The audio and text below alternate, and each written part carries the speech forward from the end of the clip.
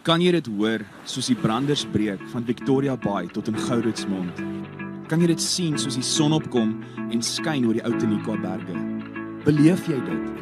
Die tuinroete, 'n plek waar God regeer. Mense wat 'n verskil maak met geloof, liefde en hoop. 'n Streek wat God ken, mense liefhet en hulle wêreld vernuwe. Habakuk 2 vers 14 sê, die aarde sal gevul word met die kennis van die heerlikheid van die Here, soos die waters die seebodem bedek. Welkom by Doxydeo Tuinroete.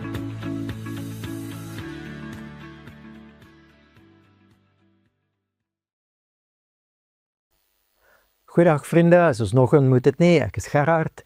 Het is vir my 'n groot voorreg om vir jou baie welkom te sê by Doxydeo Tuinroete se aanlyn boodskap en wat 'n spesiale geleentheid. 'n Naweek wat ons ekstra tyd eenkant sit om die dood en die opstanding van ons Here Jesus te vier. So ek wil jou uitnooi om rustig te wees, om regtig net jou hart, jou gemoed oop te maak en selfs al is hierdie 'n geleentheid waar ons saam gesels en dink uit die Bybel uit, kom ons doen wat gepas is. Ons doen dit in aanbidding. Kom ons bid saam. Hemelse Vader, wat 'n voorreg, wat 'n geleentheid om net tyd eenkant te sit, om U te kom aanbid vir die offer en die opstanding van Jesus. En dankie vir U Gees wat in ons woon, en dankie vir die Bybel wat ons help om al hoe meer insig te kry. Insig in dit wat U vir ons kom doen het, wat U in ons doen en wat U ook deur ons wil doen. Ons kom wy hierdie oomblik aan U toe en ons bid dat die naam van Jesus deur dit opgelig sal word, ook in ons lewens. Amen.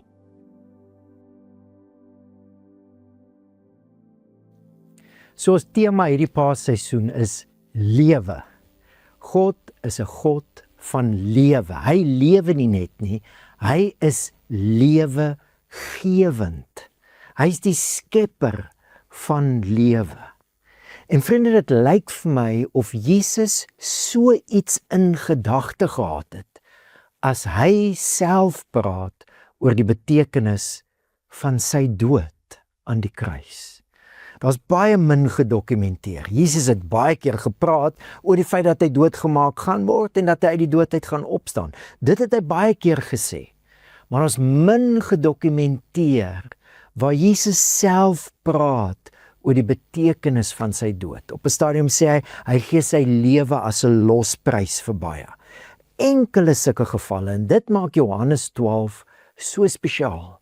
Want in hierdie een hoofstuk is daar 'n klomp dinge wat Jesus sê oor wat sy dood beteken. En ek wil graag saam met jou vandag na hierdie gedeeltes kyk. Jy kan gerus die hele hoofstuk 12 gaan lees, maar ons gaan net 'n paar verse saam lees. Die konteks is, dit is die Paskafees, een van die Jode se 3 groot feeste, en tydens hierdie feeste het daar baie mense van reg oor die wêreld na Jerusalem toe gekom. En dit is waar Jesus dan nou praat, ook oor die betekenis van sy dood. Ons lees Johannes 12 van vers 20 af. Daar was 'n aantal Grieke onder die mense wat gekom het om op die fees te aanbid. Hulle het toe na Filippus gegaan wat van Betsaida in Galilea was en hom gevra, "Meneer, ons wil Jesus sien." Filippus het toe vir Andreas gaan vertel en toe gaan sê Andreas en Filippus dit weer vir Jesus. Maar Jesus antwoord hulle, "Die uur het gekom dat die Seun van die mens verheerlik moet word. Amen, amen, ek sê vir julle, as 'n koringkorrel nie in die grond val en sterf nie, bly dit net een enkele korrel. Maar as dit sterf, dra dit baie vrug. Nou is my siel ontsteld. Wat sal ek sê? Vader, red my uit hierdie uur, maar ek het tog juis met die oog op hierdie uur gekom.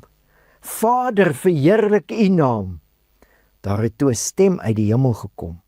"Ek het dit verheerlik en ek sal dit weer verheerlik." En dan lees ons verder in vers 31 waar Jesus sê, ook oor sy kruisiging. Nou het die oordeel oor hierdie wêreld aangebreek. Nou sal die heerser van hierdie wêreld uitgedryf word. En as ek van die aarde af verhoog word, sal ek almal na my toe trek. Dit het hy gesê om aan te dui watter dood hy sou sterf. Die betekenis van Jesus se dood in Jesus se eie woorde. Wat 'n voorreg dat ons hieroor kan gesels, maar kom ons gee net eers 'n tree terug. Hoekom het hierdie een kruisiging, die kruisiging van Jesus, betekenis gehad? Daar's duisende mense in daai tydperk van geskiedenis voor en na Jesus gekruisig. Hoekom was hierdie een kruis anders?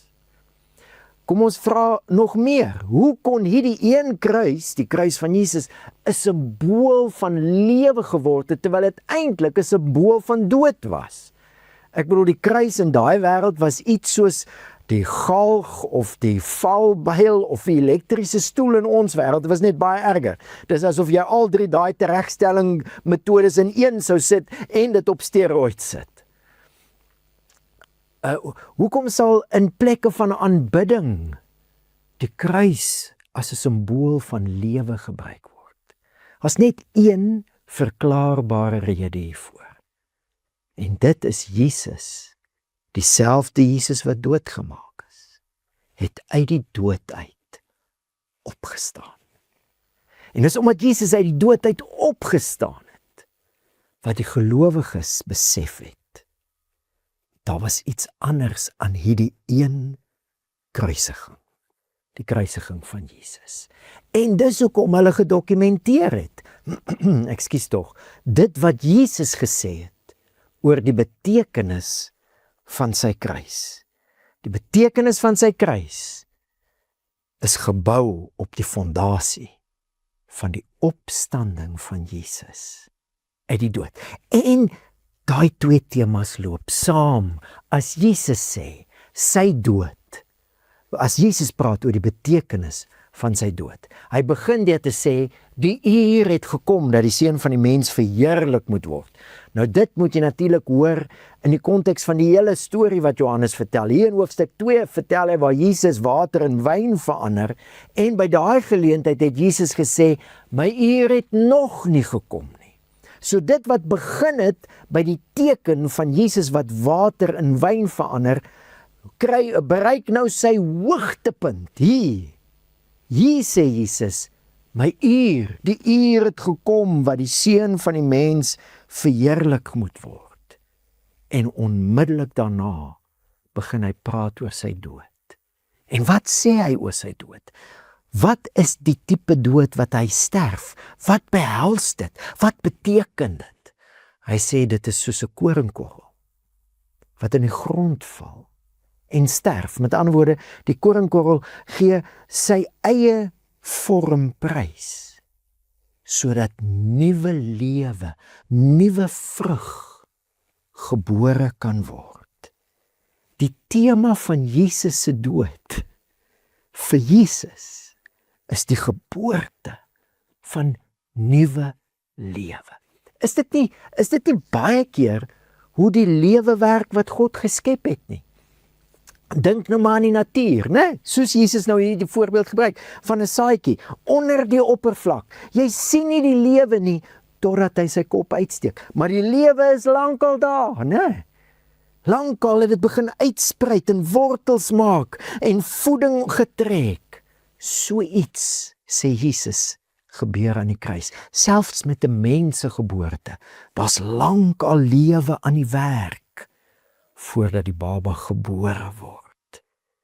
Jesus sê die geboorteplek van die nuwe lewe wat hy bring is die kruis. Soos 'n koringkorrel wat in die grond val. Baie treffend. En dis nogal 'n ingewikkelde hoofstuk, 1 Korintiërs 15, as Paulus praat oor die dood en die opstanding van Jesus en die evangelie. Dan sê hy dat hy vergelyk Jesus met Adam, maar hy sê Jesus is die laaste Adam. Met ander woorde, met Jesus is daar iets, hy is iets soos 'n nuwe oorsprong, of 'n oorsprong van 'n nuwe menslike ras, as ou het so wil sê. Daar was 'n aanvanklike Adam, en uit dit uit die mens ontstaan, maar nou is Jesus die laaste Adam. En hoor hoe beskryf hy Jesus dan? Die laaste Adam het egter 'n lewendmakende gees geword. Lewemakend. Jesus se dood en se opstanding uit die dood beteken nie net dat Jesus lewe nie. Dit is, Jesus maak nou nuwe lewe. Hy skep nuwe lewe. Dis presies dit wat Jesus sê in die beeldspraak wat hy gebruik van die koringkorrel. Sy dood is 'n geleentheid waaruit nuwe lewe gaan voortspruit. En vriende, voor ons verder praat oor hierdie nuwe lewe, kom ons hoor net wat Johannes oor en oor sê. Dis een van die boeke in die Bybel waar die woordjie lewe die meeste voorkom. Lewe, lewe, lewe, lewe, lewe. En hy sê, hy skryf al die dinge wat Jesus gesê en gedoen het, sodat julle kan glo dat Jesus die Christus is, die Seun van God, en dat julle deur te glo die lewe in sy naam kan hê. Op 'n klomp plekke noem hy hierdie nuwe lewe wat Jesus skep, noem hy ewige lewe. En hoor jy, as jy in Jesus glo, beteken dit hierdie nuwe lewe wat Jesus geskep het deur sy lewe te gee, het in jou begin werk. Deur geloof lewe die lewe van Jesus nou in jou. Kom ons dink 'n bietjie oor hierdie beeld. Hierdie is baie treffend. Dink gou daaraan. Hierdie koringkorreltjie wat nou nuwe lewe voortbring.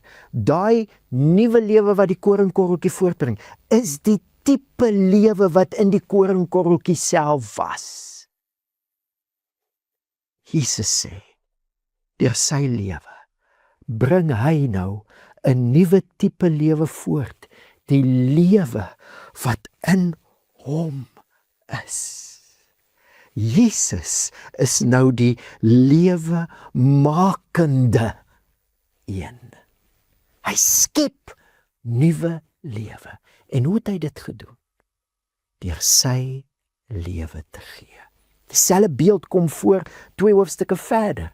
Ek bedoel dieselfde waarheid, maar 'n ander beeld. Jesus sê, hy soos die stam van 'n wingerd. Die lote groei uit hom uit en dra vrug, maar dis die lewe van die stam wat in die lote invloei, sodat hulle vrug kan dra. Vriende, kan jy vir 'n oomblik dink aan die kruis van Jesus as die geboorteplek van nuwe lewe, die tipe lewe wat in Jesus self geleef het. En natuurlik weet ons, dis die lewe van die Heilige Gees. Dis mos hoe die engel van sy geboorte afgesê het. Dit wat in Maria geskep word, is deur die Heilige Gees. Daai nuwe tipe lewe leef nou in elke een wat in Jesus glo. En dit is wat Jesus bereik het deur sy kruis. Ons het verlede week hieroor gesels, en as jy miskien daardie boodskap gemis het, kyk gerus by jou kampus, se aanlyn boodskappe, het ons gesels oor die nuwe skepping wat begin het. Aan die kruis het dit miskien nie so gelyk nie. Met die opstanding is dit bevestig, maar die nuwe lewe wat met die opstanding deur die oppervlak gebreek het, het begin daar aan die kruis, toe Jesus sy lewe gegee het. En jy wat glo, het nou deel aan hierdie nuwe tipe lewe wat Jesus geskep het. In hierdie gesprek lig Jesus baie dinge uit oor hierdie lewe wat hy skep deur sy lewe te gee. Wat God skep deur Jesus wat sy lewe gee. En ek wil 3 elemente van hierdie nuwe tipe lewe uitlig. Wanneer Jesus sê dat sy uur nog nie gekom het nie, in Johannes 2 waar die water in wyn verander, sê Johannes iets oor daai teken. Hy sê, dit was die begin van sy tekens, die woordjie wat gebruik word vir Genesis, dit was die begin. So dit wat hier begin het, waar Jesus die water in wyn verander, bereik nou die hoogtepunt as Jesus sê, my uur het gekom, en hy begin praat oor sy dood. Maar hoe Johannes dit beskryf is, Jesus het sy heerlikheid geopenbaar. Die seun van die mens, die uur het gekom dat die seun van die mens verheerlik word. Die heerlikheid van Jesus. Wat beteken dit? Een van die elemente wat baie duidelik is deur al 4 evangelies, is die heerlikheid van Jesus, is sy heerskappy. As Jesus in Johannes 12 in Jerusalem inkom, kom hy in op 'n donkie. En dan haal Johannes Sagaria aan, die profeet wat gesê het, moenie vrees nie, dogter van Sion, kyk jou koning kom. Hy sit op 'n donkieval. So die heerlikheid van Jesus is ook sy koningskap. Maar nou, hoe sê Jesus dan nou? Sy koningskap gaan geopenbaar word, die hoogtepunt van dit is aan die kruis, deur sy dood. Verder in hierdie gesprek, ons het dit nou nog gelees, verduidelik Jesus dit. Nou, hierdie uur waarna hy gaan sterf, nou het die oordeel oor hierdie wêreld aangebreek.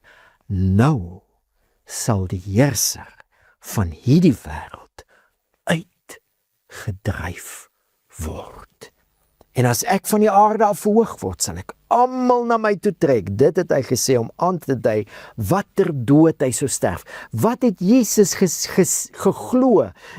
Ek wil nie sê gedink nie, want dan klink dit net asof dit iets is wat hy uitgedink het. Dit is nie. Dit is hoe die hele skrif in die Ou Testament dit beloof het en wat Jesus geglo het vanuit wat God gesê het deur die profete is. Wanneer hy sy lewe gee, gaan hy as die gesalfde koning, die Christus, die beslissende oorwinning behaal. Die wêreld en die empires van hierdie wêreld gaan gejudge word, gaan geoordeel word, en die owerste, daai duister magte wat agter hierdie empire sit, wat deur dood heers. Dit was wat die kruis was vir die Romeinse ryk, 'n simbool van dood, 'n simbool van uiterse marteling en doodstraf.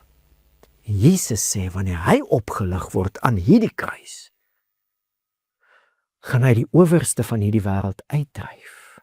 So met ander woorde, dit gaan sy verheerliking wees. Dit gaan die oorwinning van God se koning oor die magte van hierdie wêreld wees. So aan die een kant het Jesus se heerlikheid te doen met sy heerskappy. Dit is hoe die koning finaal gaan oorwin aan die kruis. En dan gaan daar 'n nuwe tydperk begin. Die tydperk van God se koninkryk, soos in die hemel, so op die aarde. Maar daar's iets meer as dit selfs, as ons dink aan Jesus wat verheerlik word. Hy sê, wanneer hy praat oor sy uur wat gekom het, sê hy, ek is ontsteld, sal ek nou vir die Vader vra dat hy my uit hierdie uur uit moet wegneem, maar ek het juist gekom vir hierdie uur, en dan bid Jesus, Vader, verheerlik U naam, en hoor wat sê die stem van die Vader. Ek het dit verheerlik, en ek sal dit weer verheerlik. Vriende, en hier is die groot misterie. Aan die een kant is dit 'n misterie, hoe kan Jesus deur sy lewe te gee 'n oorwinning behaal, maar dis wat gebeur. En dan nog 'n groter misterie. Dis wanneer Jesus so verheerlik word, wat God self, wat die Skepper, wat die naam van die Skepper verheerlik word. Jesus sê dit net daarna. Hy sê, wie my sien, sien hom wat my gestuur het. 2 hoofstukke later sê hy dit weer. as julle my leer ken het, sal julle ook my Vader ken, en van nou af ken julle hom, en het hom reeds gesien. Wanneer ons na die kruis van Jesus kyk, sê Jesus, dis sy oorwinning oor die magte wat hierdie wêreld gevange gehou het, sodat sy koningskap, God se koninkryk na hierdie wêreld toe kan kom. Maar in dieselfde oomblik, wanneer ons kyk na die Christus wat sy lewe gee, sien ons die heerlikheid van die Skepper God. Ons sien wie God is. Ons sien die som totaal van wie God is. Vriende, alle opinies wat ek en jy mag hê oor wie God is, moet nuwe definisie kry aan die voet van die kruis. Ons het baie woorde uitgedink, groot woorde, omdat ons weet God is groot en ons sê hy's almagtig, hy's alwetend, hy's alomteenwoordig, hy's in beheer, hy is soewerein en dis mooi woorde en dis beskrywende woorde, maar al daai woorde se definisie kan ons nie by 'n ander plek kry as die woord van God nie. Soos Johannes begin, in die begin was die woord en die woord was by God en die woord was God, en toe die woord gekruisig word, toe sien ons wie God is. En dis die eerste aspek van hierdie nuwe lewe, waarin ek en jy nou opgewek is, waarin ons deel gekry het deurdat Jesus sy lewe gegee het. Ons kan God nou waarlik ken.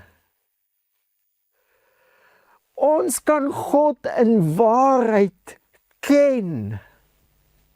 God se heerlikheid is nie meer 'n raaisel nie, dinge waaroor ons onseker hoef te wees nie. Die heerlikheid van wie God is, sien ons in die gesig van Jesus. En daai gesig die duidelikste met 'n doringkroon aan die kruis. As ons so wil sê, kan ons dit sê. God is liefde. Dis sy heerlikheid. Dis sy almag. Dis sy alwetendheid. Dis sy soewereiniteit. Dis sy alomteenwoordigheid. Die liefde van Christus. En jy sien iets van dit in hoe die storie in Johannes ontvou. Die hele storie praat Jesus van die Vader of my Vader, die Vader of my Vader. Niemand het hom gesien nie, niemand het hom gesien nie. En dan wanneer Jesus gesterf het en uit die dood het opgestaan het, dan sê hy, ek vaar op na my Vader en julle Vader. Die dood van Jesus het Jesus dit moontlik gemaak, dat ek en jy in 'n nuwe verhouding met God as ons Vader kan staan. Dieselfde verhouding wat ons in Jesus se lewe hier op aarde gesien het. Dieselfde verhouding. Ek vaar op na my Vader en julle Vader. En vriende, dit is nie om die Vader te ken soos om die regte antwoord te ken. Jy weet, soos in sonnaarskool of so nie. Is Jesus God? Ja. Dit is nie so iets nie. Om die Vader te ken is om oor en oor Jesus te aanskou en al hoe meer die rykdom van die liefde van God te ken. Om die Vader te ken is eintlik die Vader wat ons oor en oor verras. As jy na Jesus kyk, sien jy hom. Jesus is die weg, maar hy is nie net die weg na die Vader toe nie. Hy is eintlik ook die weg van die Vader na my en jou toe. Dis hoe God na ons toe kom en sê, jy kan my nou ken. Ek onthou eendag hoe dit my ook net weer so onkant betrap het, Want dis wat gebeur, oor en oor verras die Here jou met sy openbaring van sy liefde in Christus. Ons sit by 'n munisipale vergadering en ons munisipaliteit met die burgemeester en 'n klomp van die raadslede wat gelowiges is, ons open en dis 'n klomp geloofgebaseerde organisasies wat saamkom, leiers, en 'n bruin dametjie open die vergadering en sy lees uit Handelinge 20 uit en ek ken die gedeelte, maar vir die eerste keer hoor ek die woorde waar Paulus vir die leiers van die gemeente sê dat die gemeente van God is wat hy deur sy eie bloed verwerf het. En ek besef net weer, die bloed van Jesus is die prys wat God betaal het. God self, sy eie bloed, waarmee hy mense vir homself gekoop het. So wat is die eerste aspek van hierdie nuwe lewe wat gebore is aan die kruis en wat deurgebreek het met die opstanding? Is 'n lewe waar ons God in waarheid kan ken, ons kan sy heerlikheid ken. Maar vriende, die oomblik wat jou beeld van God verander jou mens wees. Want die mens is geskape na die beeld van God. En dis die tweede tema wat Jesus hierso sê. Hy glo dat met sy dood gaan daar geboorte gegee word aan nuwe koringkorrels, nuwe mense. Mens wees op 'n nuwe manier. Oor en oor kry ons hierdie oortuiging, dwars deur die hele Bybel, dat Jesus die eersgeborene is van 'n nuwe mensfamilie, soos ons nou gehoor het, hy is die laaste Adam. Die bloed van Jesus is die plek wat ek en jy nuwe mens wees ontdek. Hebreërs stel dit so, hoeveel te meer sal die bloed van Christus wat homself deur die ewige Gees as vlekkelose offer aan God geoffer het, ons gewete reinig van dooie werke sodat ons die lewende God kan dien. Die bloed van Jesus was nie net my persepsies skoon oor wie God is nie. Die bloed van Jesus was die diepste van my menswees skoon, sodat die Heilige Gees, wat nou die nuwe lewe van Christus is, wat in my lewe, sodat die Heilige Gees in my kan woon en nuwe menswees oortuigings in my gewete kan vorm. 'n nuwe manier van menswees is gebore aan die kruis van Jesus. En dis mos wat die offer van Jesus baie keer, of hoe die offer van Jesus beskryf word in terme van sy bloed. Ons het al hieroor gesels. Dit was die verskil tussen die tempel wat God ingestel het en die tempel van afgode. Daar is die diere geoffer in die teenwoordigheid van die God, doodgemaak. By God se tempel, dood kon nie in God se teenwoordigheid inkom nie. Net die bloed, die diere is buite gesag, die bloed. Hoekom? Want soos Levitikus sê, of die Here sê in Levitikus, die lewe van die liggaam is in die bloed. En nou Jesus se bloed, wat ons skoon genoeg maak, sodat ons in God se teenwoordigheid kan ingaan en sodat hy deur sy Gees in ons kan woon. Hoekom? Sodat ons kan groei in hierdie Jesus manier van mens wees in. Die heerlikheid van God is ook nou die nuwe manier, die nuwe mensfamilie van Jesus self. En dis hoekom die Bybel sê, hy is die eerstgeborene onder baie broers. Om hierdie rede is Jesus nie skaam om hulle sy broers te noem nie.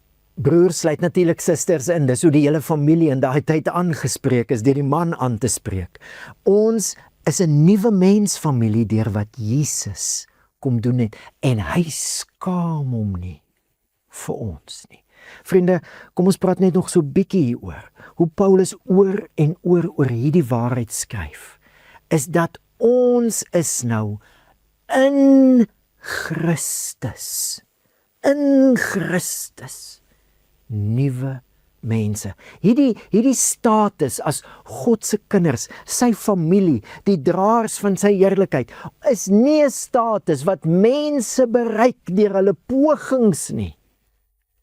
Dis die waarheid nou van wat Jesus kom doen het vir ons deur sy dood aan die kruis.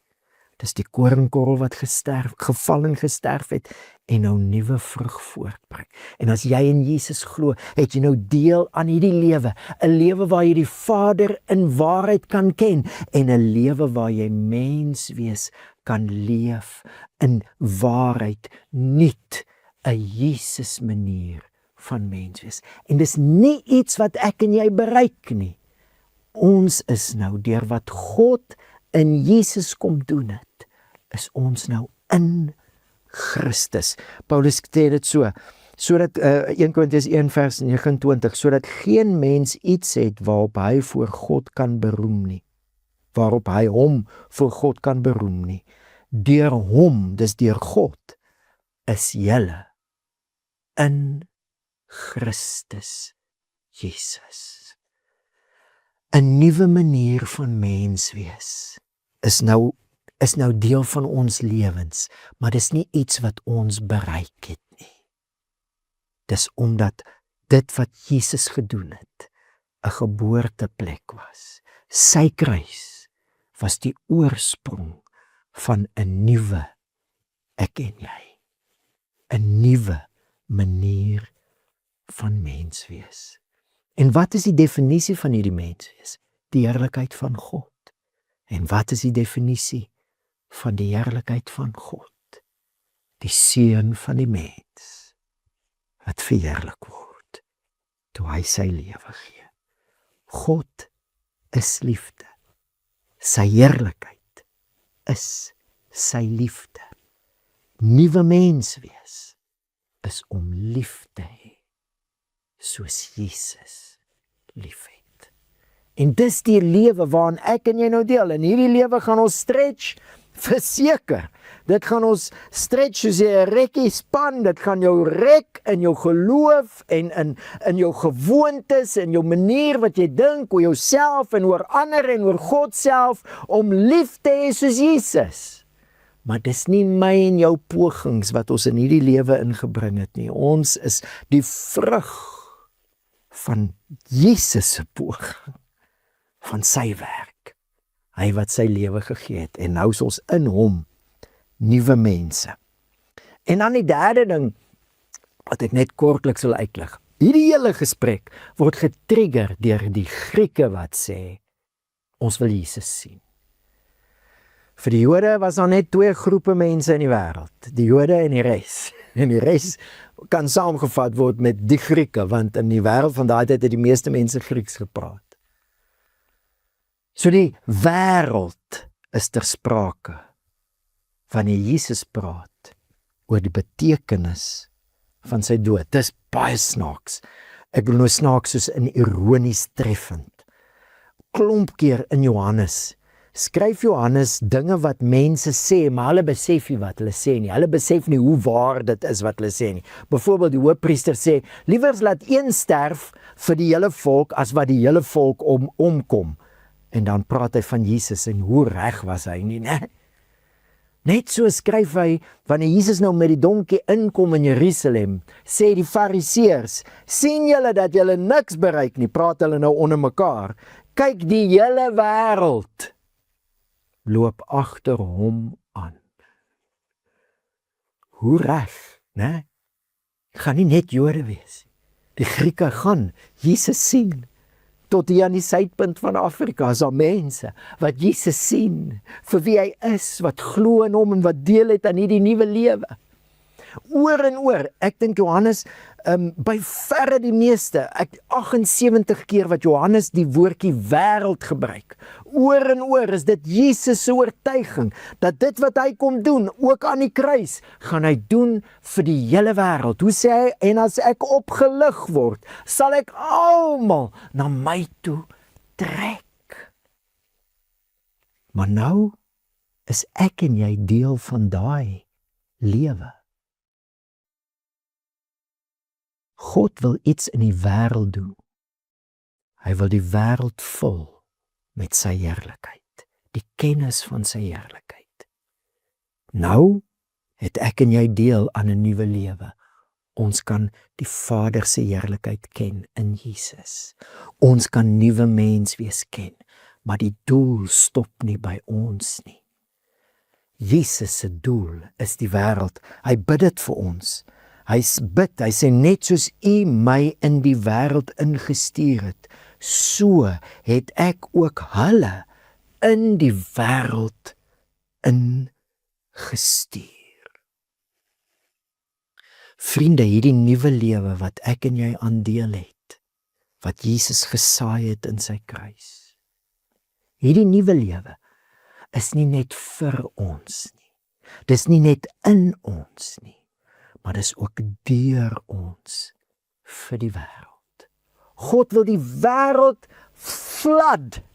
Hy wil die wêreld flood met sy goedheid, sy heerlikheid, sy liefde wat ons leer ken in Christus. Hy wil die wêreld oorvloei. Dit gaan 'n positiewe vloed wees, nie 'n vernietigende vloed nie, 'n lewendmakende vloed. Die vloed wat vloei uit die kruis uit. Die fontein van lewe wat oopgegaan het toe Jesus sy lewe gegee het. Maar daai fontein is nou in my en in jou. Die Gees, soos Jesus gesê, strome van lewende water sal uit julle uitvloei wat in my glo.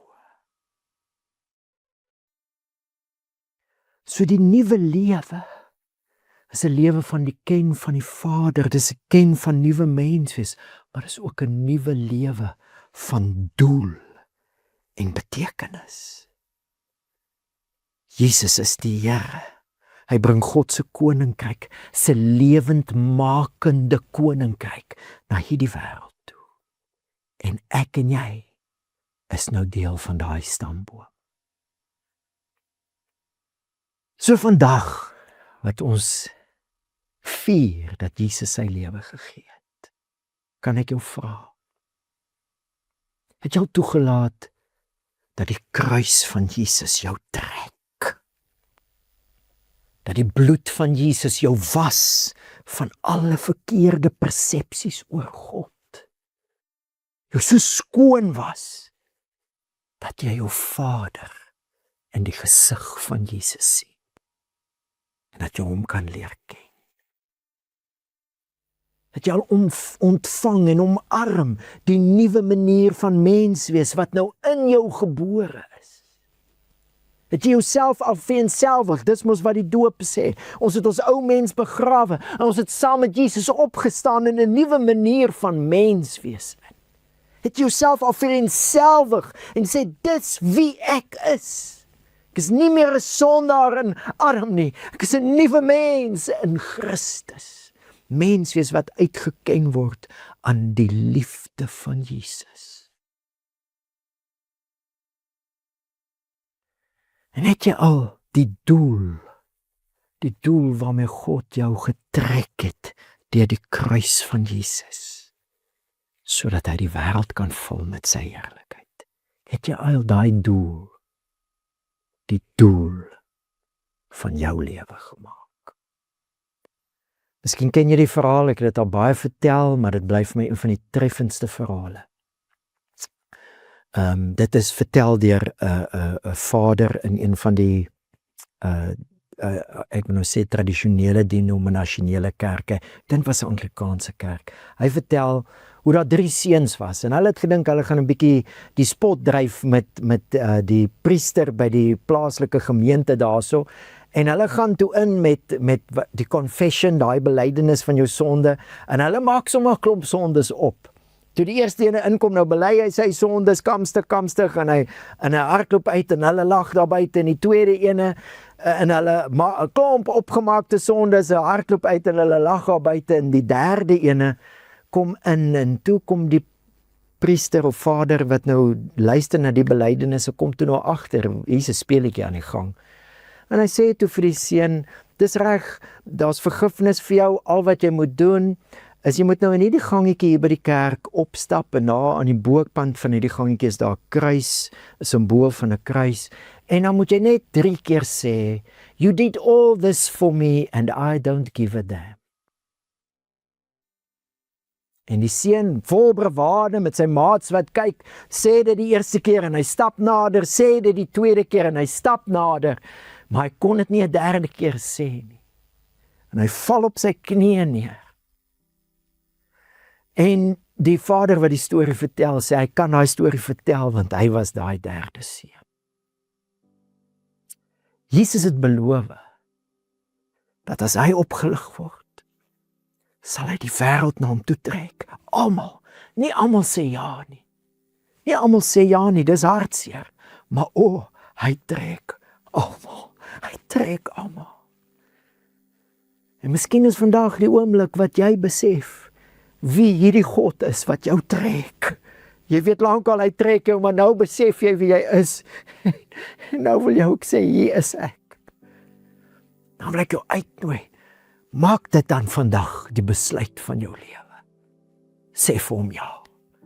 Sê vir hom, jy het my gewen. Jy het my hart gewen. Ek wil hierdie nuwe mens wees lewe leef. En ek wil deelneem aan jou doel vir die hele wêreld.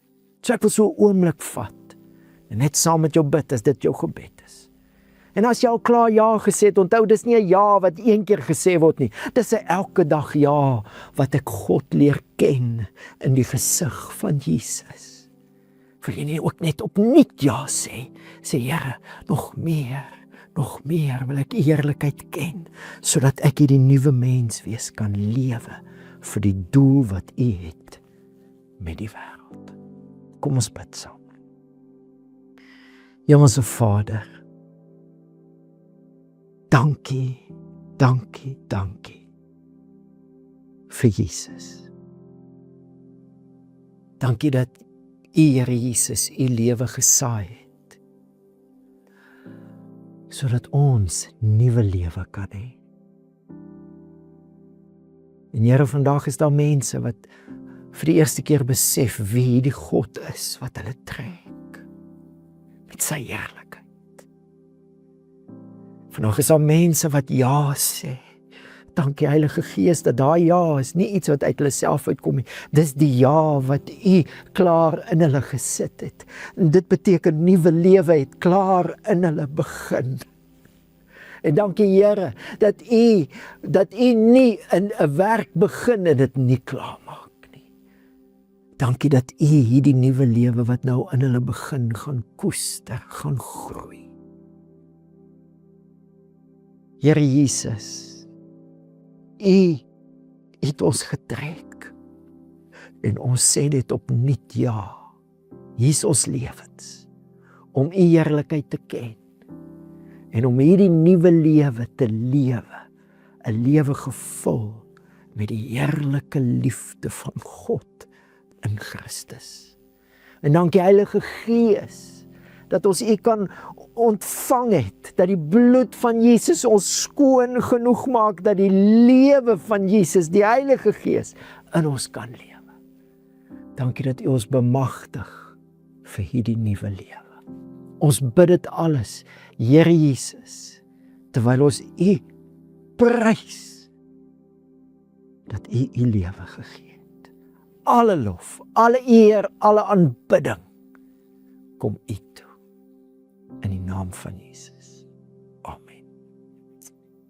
Ek wil jou uitnooi as jy vandag 'n besluit geneem het om ja te sê vir die Here, dat jy dit sal deel in jou kampus, dat jy met iemand sal gesels en sal uitreik sodat jy in 'n proses van groei saam met ander gelowiges ook al hoe meer van hierdie nuwe lewe kan ontdek. Vriende, die Here seën jou, seën vir hierdie Paasseisoen en kom ons vier die nuwe lewe wat ons in Christus ontvang het.